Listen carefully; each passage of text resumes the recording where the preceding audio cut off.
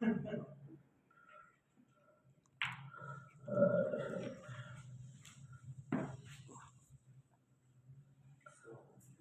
بالله السميع العليم من الشيطان الرجيم.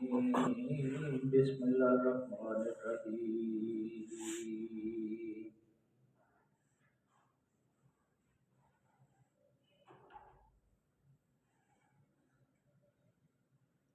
يا بني أقم الصلاة وأمر بالمعروف وانهى عن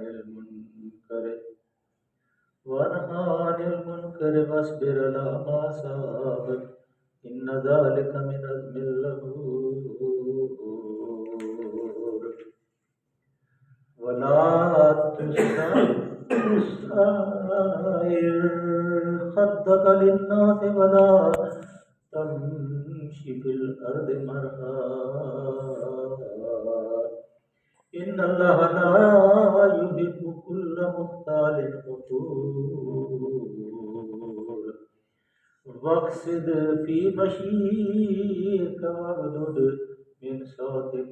إن أنكر الأصوات لصوت الحمير ألم تروا أن الله سخر لكم ما في السماوات وما في الأرض وأسبغ عليكم نعمه ظاهرة وباطنة ومن الناس من يجادل في الله بغير علم ولا هدى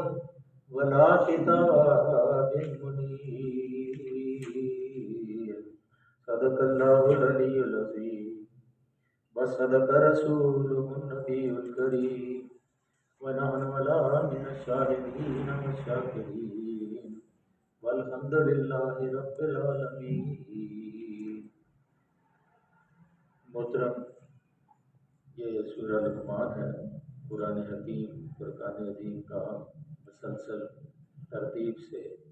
مطالعہ کر رہے ہیں اور الحمدللہ اللہ کی مہربانی اور شفقت سے ہم نے تقریباً 20 سپارے پڑھ لیے ہیں اور 21واں سپارہ یہ شروع ہے اور سورہ لقمان کے بھی ہم نے 1.5 رکوع پڑھ لیا ہے. میں نے حضرت لقمان کے بارے میں ساری جو حقیقت تھی وہ بتا دی تھی. وہ اللہ کے ایک برگزیدہ اور نیک آدمی تھے اور ان کی یہ جو کلمات ہیں وہ انہوں نے اپنے بیٹے سے جو گفتگو کی اور اپنے بیٹے کو جو وصیت کی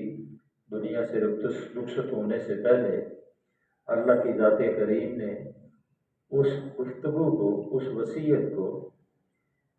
اتنا اعزاز بخشا کہ اپنی کتاب کے اندر اس کو نازل کروا. اور یہ وہ وصیت ہے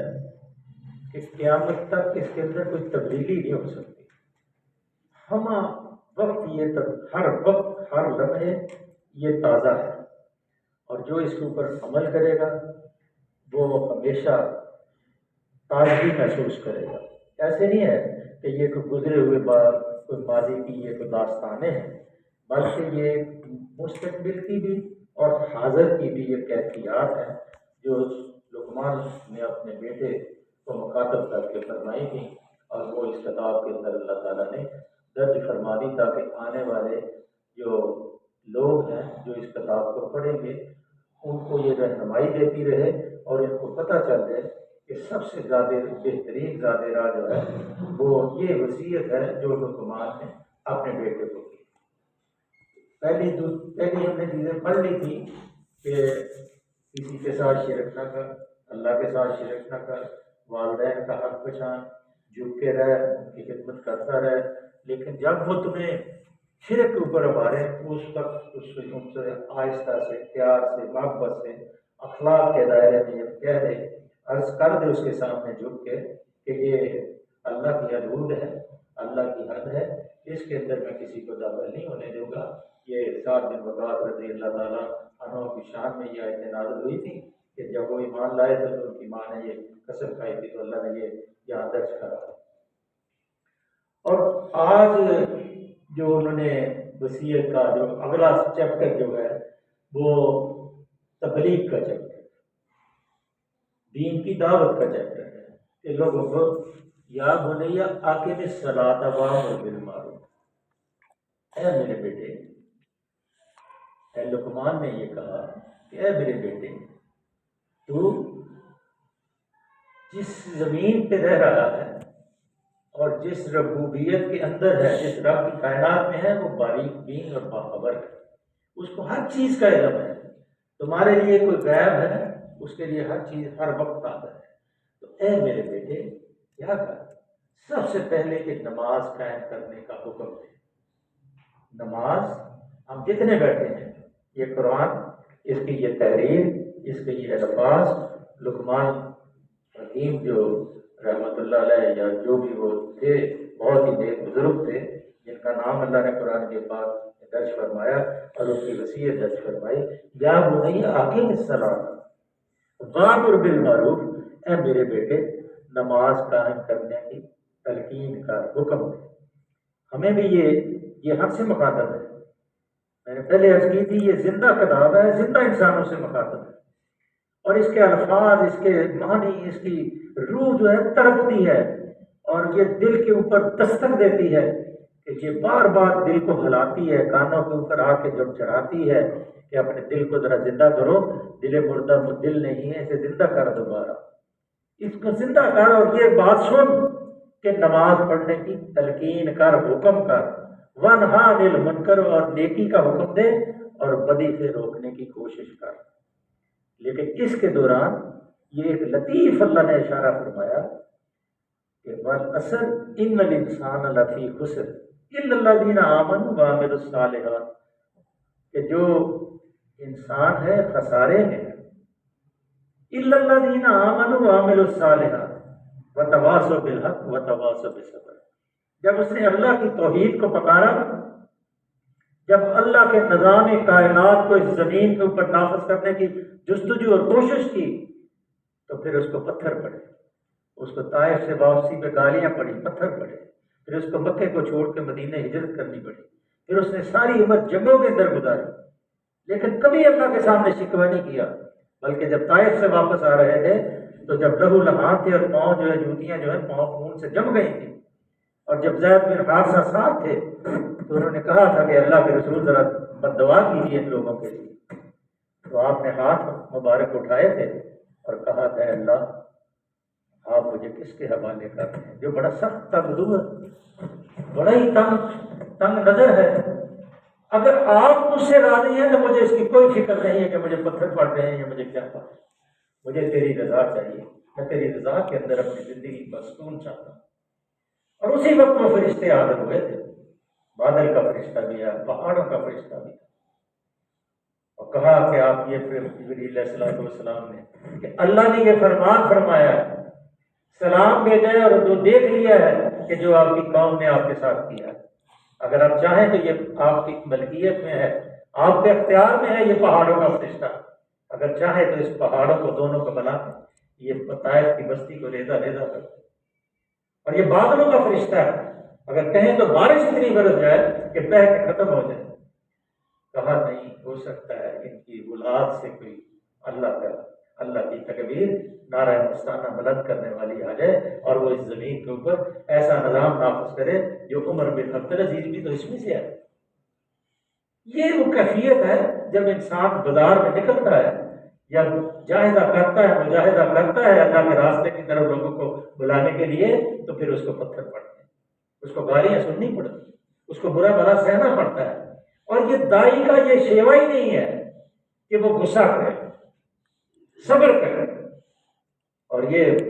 ابھی آپ دیکھ لیں اللہ فرمایا فاصبر علی ما اصابک، اس راستے میں میرے بیٹے جو تجھے تکلیف آئے گی، جو مصیبت آئے گی، جو مشکل آئے گی، اس کے اوپر تمہیں صبر کرنا ہے، فاصبر ما اصابک، جو تمہیں اس راستے میں تکلیف آئے تو نے اس کو برداشت کرنا ہے، اور کوئی یہ یونیورسل لا اللہ نے بنا دیا ہے، آپ صبح تجربہ کر لیں، جس گروہ سے، جس فرقے سے، جس جماعت سے بھی آپ تعلق رکھتے ہیں، لوگوں کو اللہ کی دعوت دینے کے لیے باہر نکلیں، لوگ آپ کو دھتکارنا شروع کر دیں۔ یہ ایک رد عمل ہے، اور یہ رد عمل جو ہے اللہ کو بہت پسند ہے کہ جب وہ گالیاں دیں اور تم صبر کرو. تو کہا ماں صاحب میرے بیٹے وصبر ماں علی ما اصابک، اس راستے میں جو تکلیفیں آئیں تو نے اس کو برداشت کرنا ہے، صبر کرنا ہے، مصیبتیں آنی ہیں. اور یہ کیا ہے؟ ان ذالک من عزم الامور، یہ کوئی چھوٹی بات نہیں ہے. اے میرے بیٹے جب تکلیف آئے گی، مصیبت آئے گی تو اس کو برداشت کرنا ہے، کیونکہ تم اصلاح کے لیے اٹھا ہے. ہو سکتا ہے تو کسی کو اصلاح کرنے جائے اور تجھ سے وہ ناراض ہو جائے اور تو اس کو چھوڑ دے اور کل وہ قیامت کے دن اٹھ کے کھڑا ہو جائے، دعوے دار بن جائے کہ یہ میرے پاس آیا تھا، میں نے اتنی سی بات کی، پھر دوبارہ نہیں آیا، اس لیے میں بہت بھی ہوں، میری سزا اس کو بھی ملنی چاہیے. اس نے مجھے سمجھایا. اس لیے کہا بیٹے وَاصْبِرْ عَلَىٰ مَا أَصَابَكَ إِنَّ ذَٰلِكَ مِنْ عَزْمِ الْأُمُورِ. یہ پیغمبروں کی دعوت ہے، یہ اللہ کی طرف بلانا پیغمبروں کا کام ہے. اور اللہ نے بے لگام ہمیں نہیں چھوڑ دیا، بے یار و مددگار نہیں چھوڑ دیا، بے آسرا نہیں چھوڑ دیا، بلکہ ہر قوم کی طرف ایک پیغمبر، کل قوم ہاد، ہر قوم کے اندر ایک ہدایت پہنچانے والا، دین کو دکھانے والا، دین کا راستہ بتانے والا ہر قوم میں آیا. کئی قوموں کے اندر تو ایک وقت میں 4-4-5 کے رسول پیغمبر رہے. اس لیے اللہ نے کل قوم نے کہا، ہر قوم کی طرف میں نے ایک راستہ دکھانے والا بھیجا ہے. اور اس کو لوگ مارتے تھے، پیٹتے تھے، گلے میں رسیاں ڈال کے پیغمبر کو گھسیٹتے تھے. اور جیسے میں نے پہلے عرض کی تھی کہ قیامت کے منظر کے اندر مصنفین نے لکھا ہے کہ ایک پیغمبر اٹھیں گے اللہ کے دربار میں پیش ہونے کے لیے تو ان کے چہروں سے خون بہہ رہا ہوگا. تو اللہ پوچھیں گے یہ کیا ہوا؟ اللہ تیرے راستے کی طرف بلایا اور قوم نے یہ نظارہ دکھا ہے. اللہ جل جنت میں داخل ہو. تو یہ ایک کیفیت ہے، یہ کہ آپ جائیں صبح بازار میں، آپ کبھی آپ کو تجربہ نہیں ہے نا، آپ تجربہ کر لیں، جائیں جا کے پڑوسی کو کہ آئیں مسجد میں دے دیں، نماز پڑھیں، یا اللہ کی کبریائی کو قبول کریں، یا اللہ کے نظام کو زمین پہ نافذ کرنے کے لیے کوشش اور جستجو کریں. اور یہ ہے وہ یار تیرا بھی کام ہے، اس دنوں کا نہیں، 2-4 دفعہ کریں گے آپ سے نفرت کرنی شروع کر دیں. اور یہ نفرت اس کی کرنی آپ کی کامیابی کا راستہ ہے. یہ اللہ تعالیٰ کا یہ یونیورسل لا ہے. ان ذالک من عزم الامور، یہ بڑی ہی اول الامر، یہ بہت ہی برداشت، بہت بڑا عظمت والا یہ کام ہے، بڑی اس کی تاکید کی گئی ہے. اللہ تعالیٰ یہ وہ باتیں ہیں جن کی اللہ تعالیٰ نے بہت ہی تاکید کی ہے، بہت ہی زیادہ، کہ اس میں بڑا دل گردہ ہونا چاہیے. ایسے چھوٹی چھوٹی باتوں کے اوپر ناراض نہ ہو، بلکہ لوگوں کے دروازوں پہ، دلوں کے اندر دستک دے کے. اب اگلی نصیحت جو لقمان نے اپنے بیٹے کو، ولا تبصر خطک للناس ولا تمشی فی الارض مرحا، لوگوں کے منہ پھیر کر بات نہ کر. یہ ایک دوسری ایک بیماری ہے جو اونٹ کے گلے میں ہوتی ہے، گردن میں ہوتی ہے، اور اس سے وہ ہوتا ہے کہ وہ گردن ایک ہی طرف رکھتا ہے. اور یہاں جو مغرور اور تکبر والے لوگ ہوتے ہیں وہ نیچے دیکھتے ہی نہیں، اوپر ہی دیکھتے ہیں. یہ کیفیت بیان اللہ نے فرمائی ہے کہ ولا تبصر خطک للناس، ذرا غصے سے منہ ایسے کر کے، ادھر آدمی سلام کر رہا ہے تو ادھر منہ کیا ہوا ہے، وہ ہاتھ بڑھا رہا ہے تیرا ہاتھ نہیں بڑھ رہا، تکبر میں، غرور میں ہے. کہا اب میرے بیٹے منہ پھیر کے بات نہ کر، جھک کے رہے تجھے دیکھنا سے، ولا تمشی فی الارض مرحا، اور اکڑ کے نہ زمین پہ چل. اب یہ سونے کے پانی سے لکھنے والی بات ہے. اب کوئی پڑھے گا اس کو تو پھر اس کے ذہن میں آئے گا. کہا یہ تیز بھی نہ چل، آہستہ بھی نہ چل، بلکہ خیر الامور اوسطھا، بلکہ عمر فاروق رضی اللہ تعالیٰ عنہ کا واقعہ آتا ہے. ان کے زمانے میں ایک آدمی مریے چل رہا تھا، تو آپ نے کہا کوڑا پکڑ کے زمین پہ مارا، تجھے کیا ہوا ہے؟ تمہارے دین کو دفن کر رہا ہے، سیدھا ہو کے چل، اگر کوئی ضرورت ہے تو اچھے طریقے سے چل، خیر الامور اوسطھا، پھر میں بھی کام کر، تو نے یہ کیا کام پکڑا کر. اسی طرح حضرت اما عائشہ صدیقہ رضی اللہ تعالیٰ عنہ بیان فرماتی ہے کہ ایک دفعہ میں نے دیکھا کہ ایک آدمی وہ تو میں نے دوسرے صحابی سے کہا کہ اس کو کیا ہوا ہے؟ کہا یہ قرہ میں سے ہے، زمین کی طرف دیکھ رہا ہے، آہستہ آہستہ چل رہا ہے، بالکل جیسے بیمار ہے. اس کو کیا ہوا ہے؟ تو دوسرے صحابی نے کہا اے اماں یہ قرہ میں سے ہے، قرآن پڑھنے والا. تو آپ نے فرمایا سید القرہ عمر فاروق رضی اللہ تعالیٰ، اور وہ جو چلتے تھے بڑے پاؤں ٹکا کے چلتے تھے، اور جب پیٹتے تھے اور پھر بہت زبردست پیٹتے تھے، اس لیے اس کو سمجھا کہ وہ چال چلے جیسے عمر فاروق چال چلے۔ اس لیے اللہ فرمایا ولا تمشی فی الارض مرحا، مرئیت چال نہ چل۔ لیکن اگر کسی کو جلدی بھی ہے، اگر کہیں جانا ہے تو ایسا تو وہ ایک علیحدہ چال ہوتی ہے۔ لیکن تکبر اور غرور کے اندر جب آدمی چلتا ہے، ایسے لڑے چھوڑی ہوتی ہیں، آپ ہاتھوں میں جائیں نا جی، جو بڑے بڑے چودھری ہوتے ہیں ایسے چلتی ہیں، اوپر کو کرنے پر آئے ڈالے ہوتے ہیں، اس سے ڈالے ہوتے ہیں، اور چادر جو ہے زمین کے اوپر آدھی گندگی کو اکٹھا کر رہی ہوتی ہے، اور ادھر سے بھی وہ نیچے، اس کو پتہ نہیں پنجابی میں ڈبے کہتے تھے ہم، وہ نیچے چھوڑی ہوتی ہیں اور ایسے ایسے چلتے ہوتے ہیں۔ اور یہ اللہ نے منع فرمایا اس چیز سے کہ یہ لقمان نے اپنے بیٹے کو ان اللہ لا یحب کل مختال فخور، اے میرے بیٹے ذرا اس چیز کے اوپر غور کر کہ اللہ کسی فخر جتانے والے شخص کو پسند نہیں کرتا۔ کل مختال فخور، ہر جو مختال ہے، جو مختول ہے، جو غرور اور تکبر کے ساتھ مرصع ہے، اللہ اس کو پسند نہیں کرتا۔ بلکہ وقصد فی مشیے کا وغضض من صوتک، اور اپنی چال میں اعتدال اختیار کر، اور اپنی آواز کو ذرا پست رکھ، ایسے کرتا آگے پھر اللہ نے ان انکر الاصوات لصوت الحمیر، کہا کہ جو سب سے بری آواز ہے وہ گدھے کی آواز ہے، اور گدھا جب ہینکتا ہے تو یہاں اگر ہینکتا ہے تو سڑک پہ آواز ہے۔ ہاں اگر کسی کو کوئی ضرورت ہے اونچا بولنے کی تو وہ ایک طریقے سے بولتا ہے، اس کی آواز میں روک نہیں ہوتا۔ جیسے کوئی تقریر کر جائے، میں بول رہا ہوں تقریر کرنی ہے تو میری آواز وہاں تک تو جائے، جہاں تک اسلم صاحب بیٹھے تو مجھے ضرورت ہے میں اونچی بولوں گا، لیکن میری آواز کے اندر لجاجت ہوگی، غرور اور تکبر نہیں ہوگا۔ لقمان نے یہ کہا اپنے بیٹے کو ان انکر الاصوات لصوت الحمیر، کہ بیٹے اپنی آواز کو پست رکھ، سب آوازوں سے زیادہ بری اور اونچی آواز جو نکالتا ہے وہ گدھا نکالتا ہے، اور سب سے بری آواز گدھے کی۔ اب یہ دیکھ لیں کہ اللہ نے کیسی بے نظیر یہ نصیحت ہے، اور یہ وصیت اللہ اپنے بیٹے کو لقمان نے کی۔ اللہ نے اس کتاب کے اندر اس کو درج کیا، الم تروا ان اللہ سخر لکم ما فی السماوات و ما۔ اب اللہ مخاطب ہوتے ہیں، کیا تم لوگوں نے نہیں، تم لوگ دیکھتے نہیں ہو کہ یہ زمین کی ہر چیز تمہاری خدمت کے لیے اللہ نے وقف کر دی۔ زمین کے اندر یہ جو کلٹیویشن کی قوت ہے، یہ جو زمین کے اندر ہم بوائی کرتے ہیں، گندم بیجتے ہیں، چاول بیجتے ہیں، یا اور کوئی سبزیاں بیجتے ہیں، یہ زمین کے خاص حصے تک اللہ نے اس کے اندر یہ قوت رکھی، اور زمین کو مسخر کر دیا ہے کہ تو میرے مخلوق کے لیے یہ سارا اناج پیدا کر، اور جو کائنات کے اندر ہے سب انسان کی خدمت کے لیے اللہ نے وقف کر دیا۔ تو کہا الم تر ان اللہ سخر لکم ما فی، تم نے دیکھا نہیں، تم غور نہیں کرتے، تمہیں تو اللہ کا شکر بجا لانا چاہیے کہ تمہیں پیدا کرنے سے پہلے اللہ کو پتا ہے انہوں نے پانی پینا ہے، اللہ کو پتا ہے پھیپھڑے ان کے سانس لیتے ہیں، اللہ نے گردے بنائے پتہ ہے کیسے صفائی کرنی ہے، اللہ نے پتا بنایا کیسا وہ کام کرتا ہے،